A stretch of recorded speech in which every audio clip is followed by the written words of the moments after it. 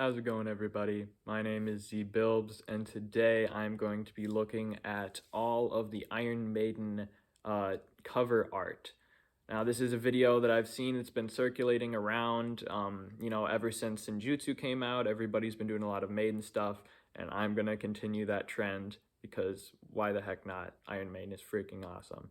And what else is awesome is their cover art. I think they've got some of the best heavy metal band cover art. And with the release of Senjutsu, I think it's time to go back, look at all of the art that they've put out there, and rank it from worst to best. So yeah, without further ado, let's just get going with number 17. And at number 17, I mean, what else could it be? It's Dance of Death. Now, what else could be at last place, really? I know some people like to defend this one because they're like, oh, at least it like tries and it's like kind of goofy or nostalgic and whatnot. And while I kind of understand that, this one is just clearly at last place. It's just hideous to look at. You can definitely tell it's, from the early 2000s because it's got that sort of uncanny valley of some of those, early computer animation stuff, like the baby from the Pixar short from Toy Story. Just all of the people around there. Well, I kind of enjoy this one because it is just so weird and goofy, and also the Grim Reaper doesn't look terrible. It's just, it's just a very much no to look at. When it comes to like Iron Maiden and what you expect from an Iron Maiden album, this is not it. This is an absolute abomination. And there's not much else to say on that one. But moving on, ahead of Dance of Death by a significant amount at 16, I've got the X Factor.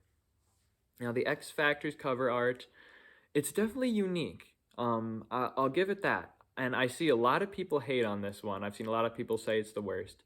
And I can understand why, because I don't really love this art either. But I do like the sort of more darker, weird vibes that they're going for, even though it kind of sucks that poor Eddie is getting, like, I don't know, tortured or experimented on. It is kind of, interesting looking. But all in all, I just think it doesn't really fit with Iron Maiden. When you expect to see Eddie, you expect him to be in some sort of, sick position. He's got like, I don't know, a knife, or he's looking like evil. He's jumping out and grabbing somebody. And this one, he's just getting dissected and whatnot. And I don't know, it's just not something that I would really want to look at or that I would like want to wear on a t-shirt. Poor Eddie getting absolutely brutalized. Um, but that's at number 16, X Factor. Coming in at 15, I have got the one that started it all, and that is Iron Maiden. Now, it kind of sucks to put this one so low because it is, a lot of credit goes to it for being, the classic one that gave us Eddie, it set the stage.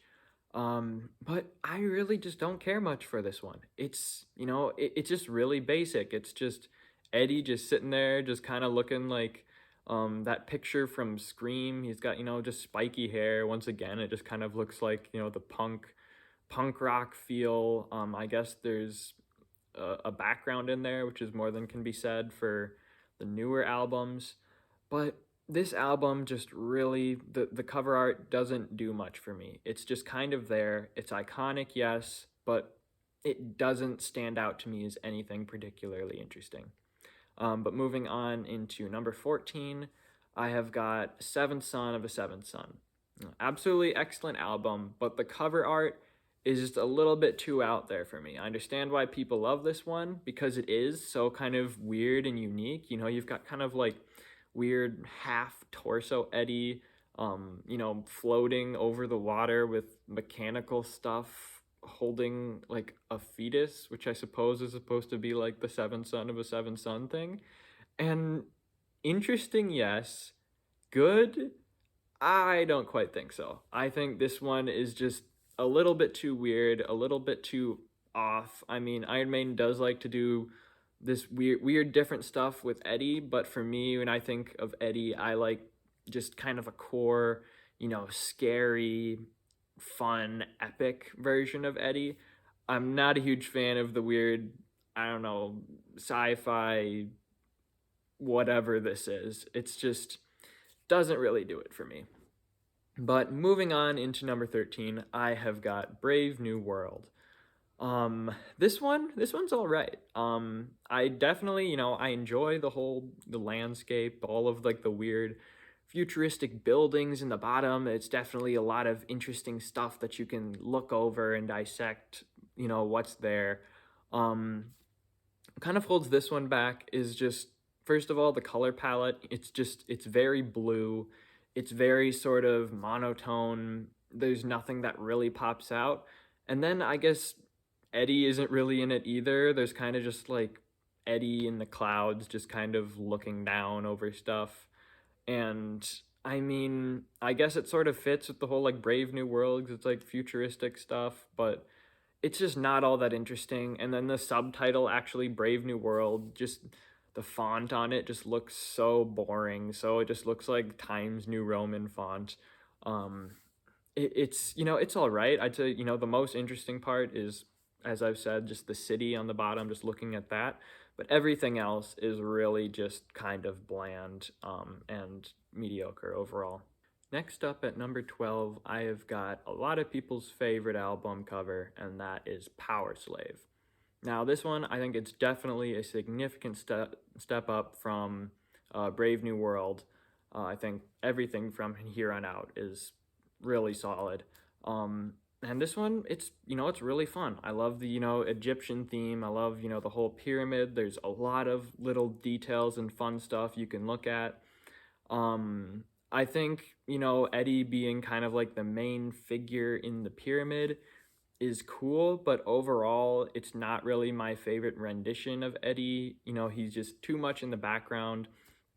And that's kind of like the biggest detractor from this one. I like Iron Maiden albums where there's kind of something that like pops out, kind of like, Eddie being like the main figure.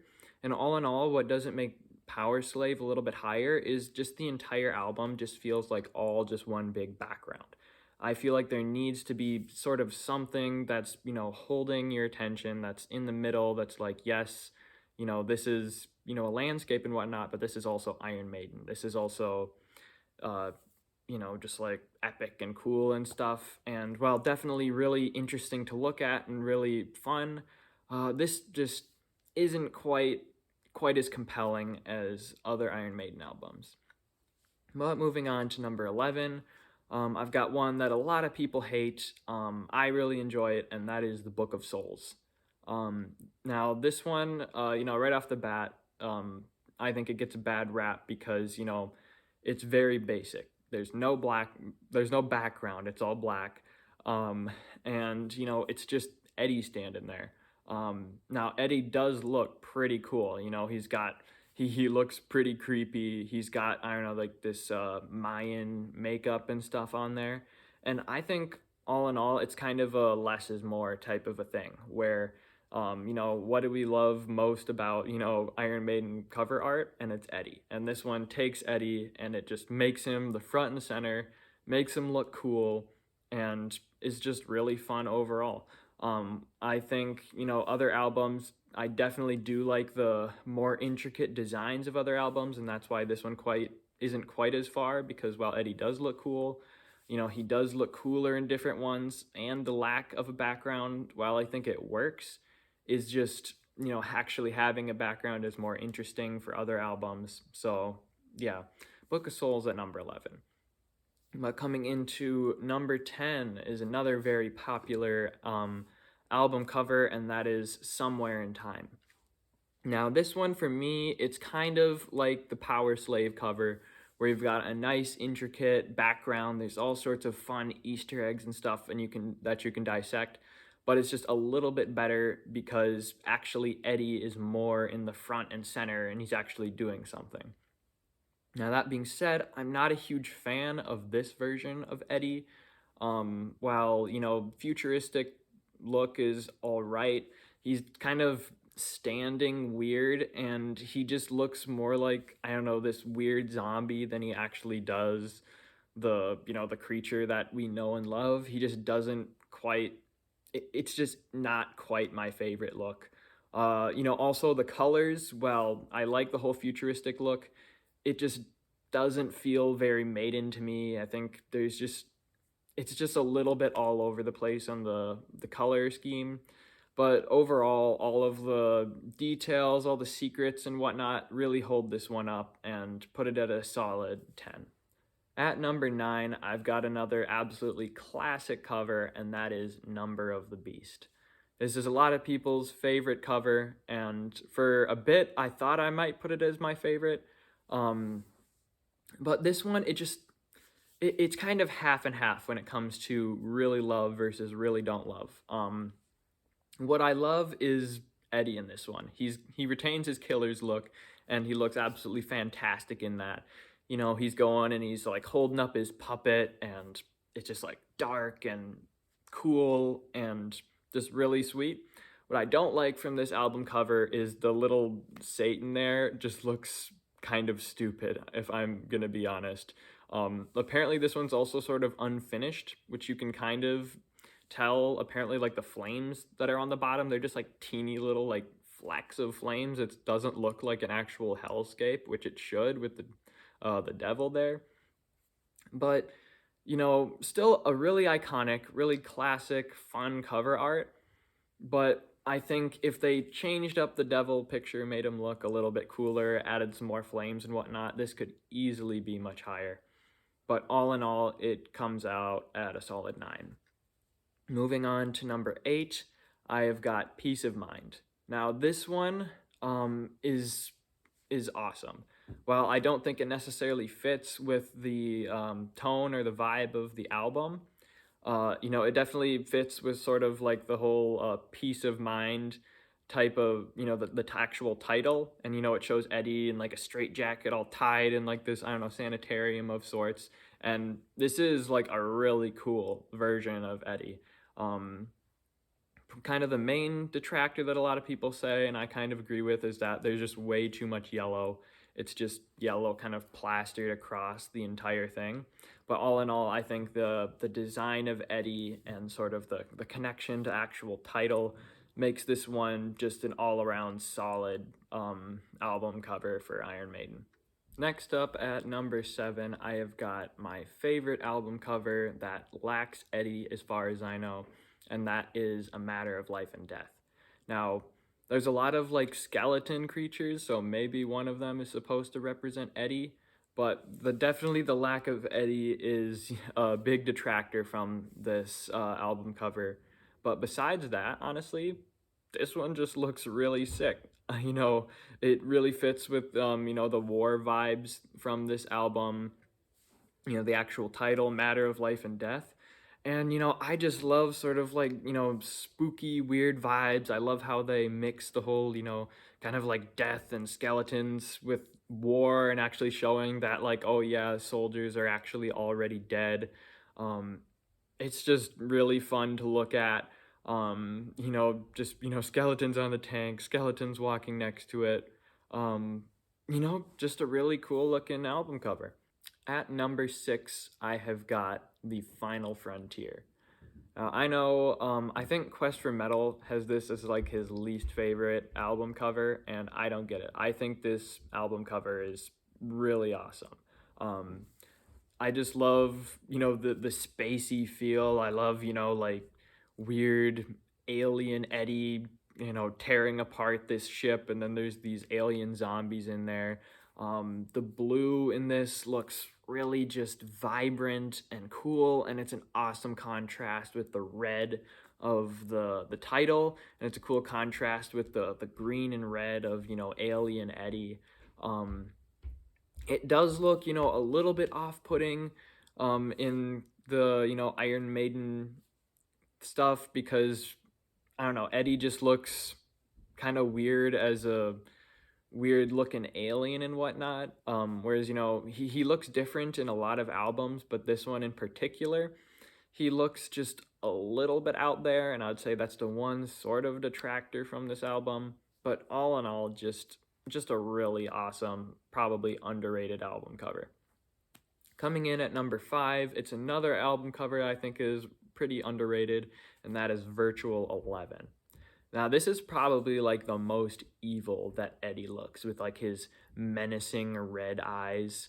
But I really dig it. I like the whole vibe of like, this kid with his, VR headset on, which was ahead of its time, by the way. I don't even know if they had many VRs back then when this album came out. But then he's like, oh, in this green landscape over on the side, and then just Eddie is just there. He's just looking creepy, and then he's in this red hellscape that's engulfing him, and he's just reaching out. I just love the contrast in this one, the complementary colors of, the red clashing with the green. I love all of like the weird little pictures in like the red background of this evil like hellscape and whatnot. And while it's another kind of like the Final Frontier where Eddie's a little bit off-putting and it's just kind of weird, all in all, I really dig this album cover. Next up at number 4, I have got No Prayer for the Dying. This is another one where I love the contrast. I love, the dark, dreary, bluish black environment around, showing like the grave, and then just Eddie just highlighted in yellow popping up.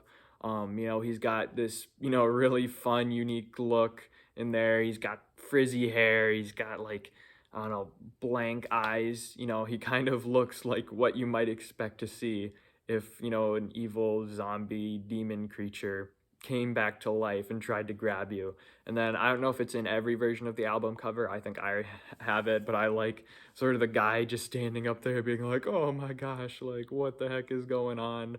Um, just another one where it definitely just really retains that feel of, classic Maiden stuff. I really love the contrast. I love the darker, spookier tone. You'll see that's kind of a theme in some of my favorites. Um, and it's really solid. Probably the one thing that doesn't make it higher is this just isn't really my favorite version of Eddie. I think he does look very fun, very unique. I think it's probably an underrated design of Eddie's, but there are definitely higher and better versions of him out there, and that's why it's not a little bit higher. But moving on, at number 3, I have got the most new album, and that is Senjutsu. This is really just, the simplistic design of Book of Souls, but done pretty much as good as it can be.